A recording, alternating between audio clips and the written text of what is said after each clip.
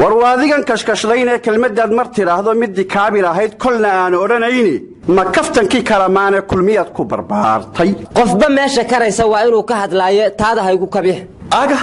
eega maanaga isku maana maxaad kayga ku diidi dadkan la isku kabaayo midba koonaha jooga adeer isku keenay kurodaanan kolkooda hooy kurbadii hayta sheegado boowe kolkan geela u heesno aad dameera kaxayn hadduu kaagu shaariya ma kayga niqatala dadku waa kalamaan kulmiyana midaysay maxaa tiiriya may erti midii midaysay maahino kalamaanay war ma haysaan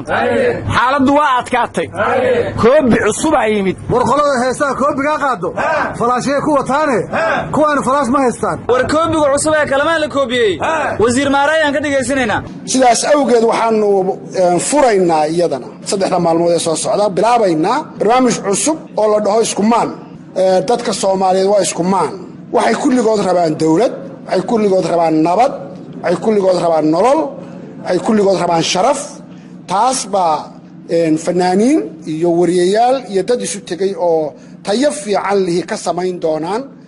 barnaamij iskumaan la dhaho oo maalin kasta ay dhageysan doonaan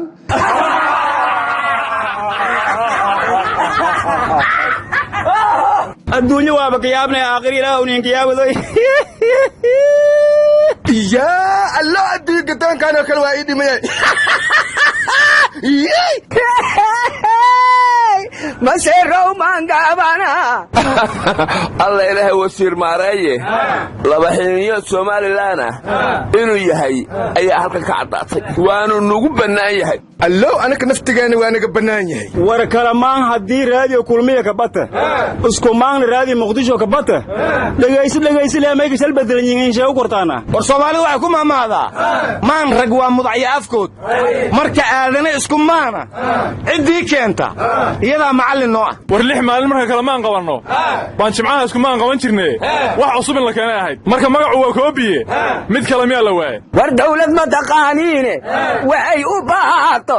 qofka haysta waa ka qaadata waa run meeqa hanti shacab leeyahay la qarameeyay war iyo dhamaantiis dadku inuu isku maan noqdo dhaqankiisa ka mid maaha ilaahay abuurtana uguma talagelin marka bini aadan waa kalamaan meel kastuu joogo war haddii aad kululaato halla boodi ka shee kaalintaada ka qaado dadku waa kalamaane war horaa waxaa loo yidhi wixii kula wanaagsan qaar baa kohanaye ha kadsoomin saaxiib dadku waa kalamaane war ma haysaane wasiirka warfaafintu meeshuu iskumaanka uga dhawaaqay wuxuu kaloo xarigga ka jaray warbaahin danabeed cusub war ma roobku ka soo dheegtay war danab ciidan kumaandoosta militariga waaye marka khatar waa iska ilaaliya ma ciidamada danaba warbaahin cirka looga sameeyey war dayrta hameenada daayisay wax danab laga furayo waa kayd waxaan u malaynayaa danabka cusub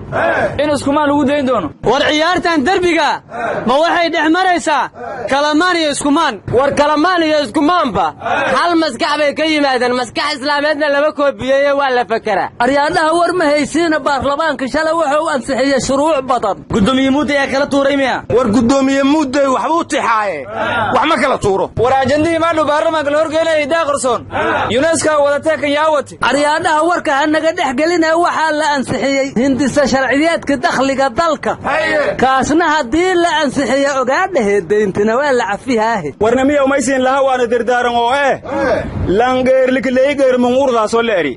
yeedo deentuni ninka fiina masun isku dhiibna wal barnaamij oo nin shal socdo maleesina galbagin giliye deyntan mukasala leeyahna laga cafiyo muufiye macsaraha kuma cunine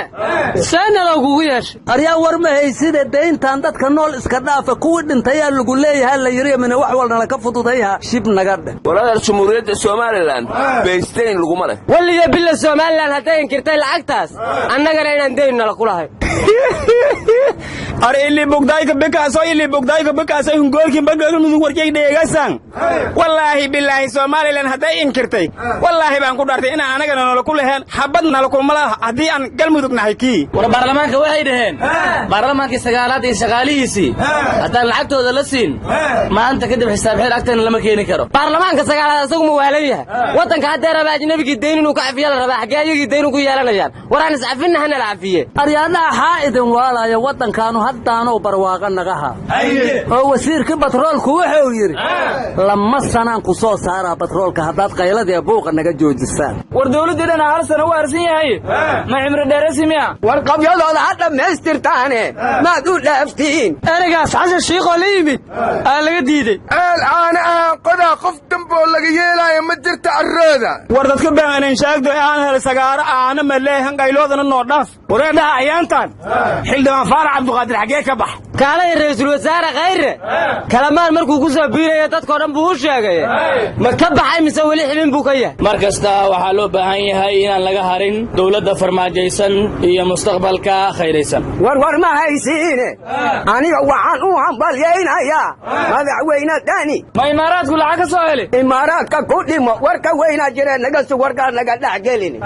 gabar la yidhaahdo fardowsa cigaal ayuu u magacaabay wasiiru dawlaha shaqada iyo shaqaalaha iyo dhallinyarada iyo cayaaraha ayaya war ma hayside gabar la magacaabaa sheegee madaxa xukuumaddii madaxweyne xaaf oo kala diray ee galmudug digtor ra'iisul wasaare sheekh shaakir waxuu magacaabay guddi cusub oo doorasho qaar ka mida waa iscasileen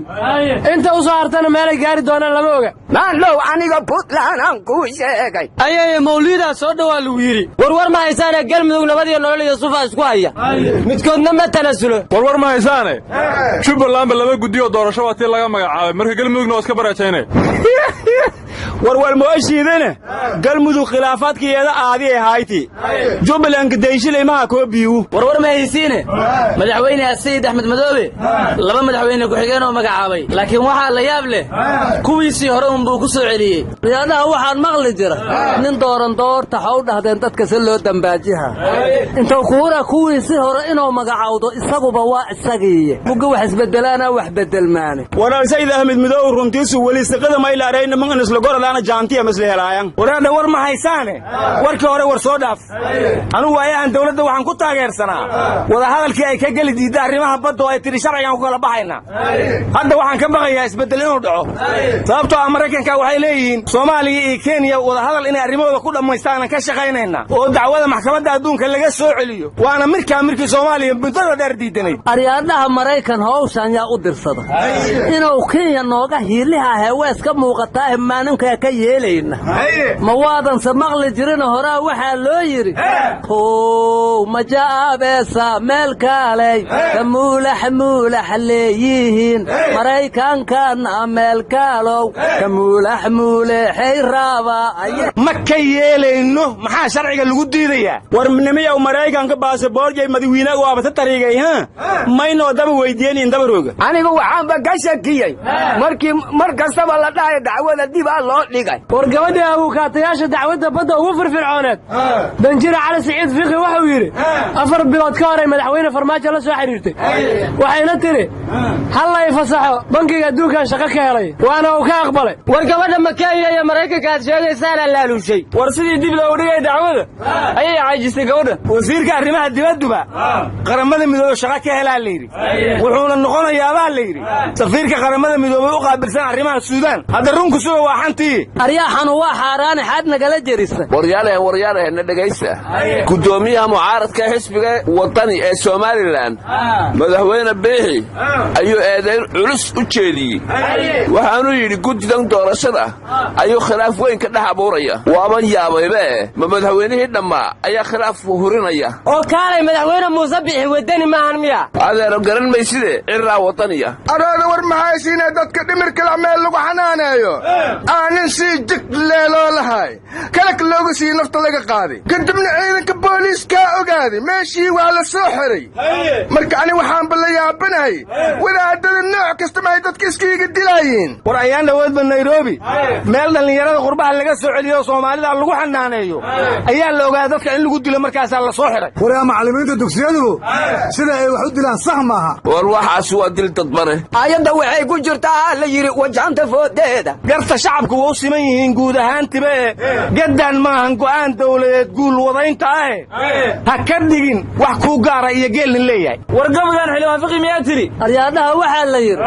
ow maxaa nin dooraa diif ku taal doqonaadii biryaadiile maxaa nin dooraa diif ku taal doqonaadii biryuu dhima waryaa doorasho lama gaarin